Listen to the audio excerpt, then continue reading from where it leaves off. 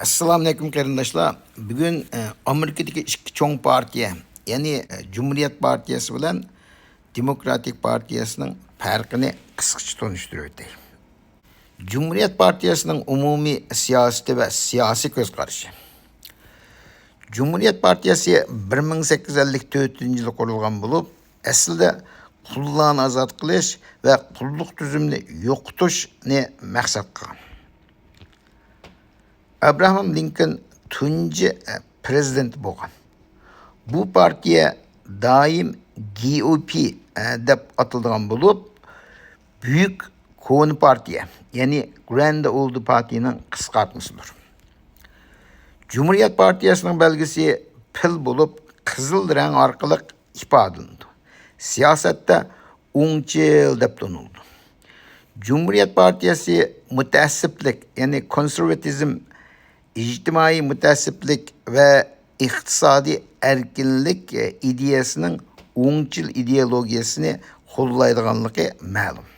Shunga Cumhuriyet Partiyasi an'anaviy qimmat qarashini kuchaytirishni, hukumatning tijorat, savdo, iqtisod, shaxsiy ishlari va ma'rif ishlariga oz aralashishni tashabbus qildi. Cumhuriyet Partiya polisining bir asosliq nuqtasi oila va shaxsiy erkinlikka kuchli ahamiyat berish bo'lib, odatda shtatlarning va yerlik hukumatning huquqini ilgari surdi.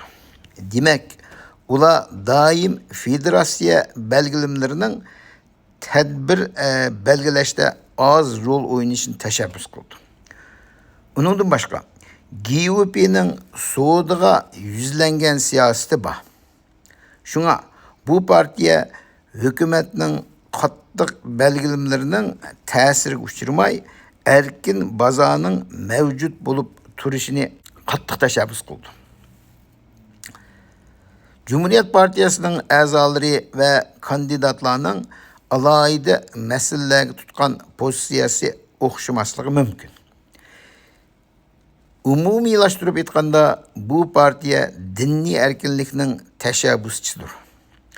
Uning ustiga GOP odatda hayotni tashabbus qiladigan bo'lib, bu orqali homildor ayollarning qonuniy jihatdan bola tutish huquqiga qarshi turdi. Tug'ilmagan homilning yashash huquqini ta'kidlaydi. Uningdan boshqa, bu partiya odatda keng ko'lamda qurol kontrol qilish qonunini yo'lga qo'yishga qarshi turdi. Shunga Cumhuriyet Partiyasi Amerika asosiy qonunining 2-tuzilmasida bayon qilingandek qurol tutish huquqini qo'g'daydi. Uningdan sirt, bu partiya bexatarlik va tinchlikni kuchaytirish uchun kuchli davlat mudofaasi va kuchli armiyani qadrlaydi. Demokratik Partiyasining umumiy siyosati va siyosiy ko'zqarashi. Demokratik Partiyasi 1828-yilda qurilgan bo'lib, aslida Amerikaning eng ko'ni partiyasi bo'lgan Demokratik Cumhuriyet Partiyasidan ayrilib chiqqan bir partiya. Bu aslida qulluq tuzumini qo'llaydi. Bu partiyaning belgisi eshak. Odatda so'lchil ideologiyada bo'lib, liberal va ilg'or ideyaviy qimmat qarashiga vakillik qildi.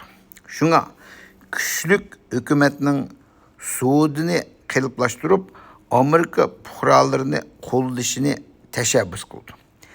Demokratik partiya ta'kidlagan muhim qimmat qarashlarning biri bo'lsa, ijtimoiy mas'uliyat. Umumiy jihatdan aytganda, Demokratik Partiyasining qarashicha dangliq va kuchli hukumat hammalarning farovonligi va barobarligiga kafolatlik qila oladi. Cumhuriyet Partiyasiga o'xshash Demokratik Partiyasining ichidagi siyosiy ko'zqarashlar keng doirada kengaydi. Chunki har ikki partiya zo'r darajada tarqoqlashtirilgan. Biroq umumiy nuqtadan aytganda, Demokratik Partiya kirimi yuqori oilalardan ig'ir boj ilishni qo'llaydi. baj naiti yuqori bo'lgan Daniyaga selishtirganda Demokratik partiyasining baj siyosati qarmoqqa haddidan ziyoda ko'rinmasligi mumkin.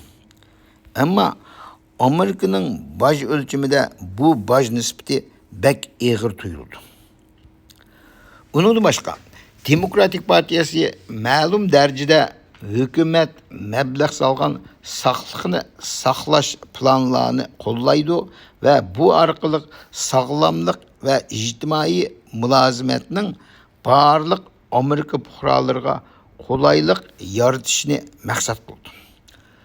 Buningdan boshqa Demokratik partiyasi odatda ayollarning haqsiz bola tushirish huquqi, shundaqla LGBTQ+ kishilarning qonun bo'yicha barobar muomala qilish huquqini qo'llaydi. Cumhuriyet partiyasi qarshi turishda Demokratik partiyasining zo'r bir qismi qurol yaroq qonunini chingitishni ilgari surdi va yushurun qurol ilib yurish huquqi to'g'risida talash tortish qildi. Cumhuriyet partiyasiga o'xshash Demokratik partiya diniy erkinlik va shaxsiylarning o'z e'tiqodiga amal qilish huquqini tashabbus qildi.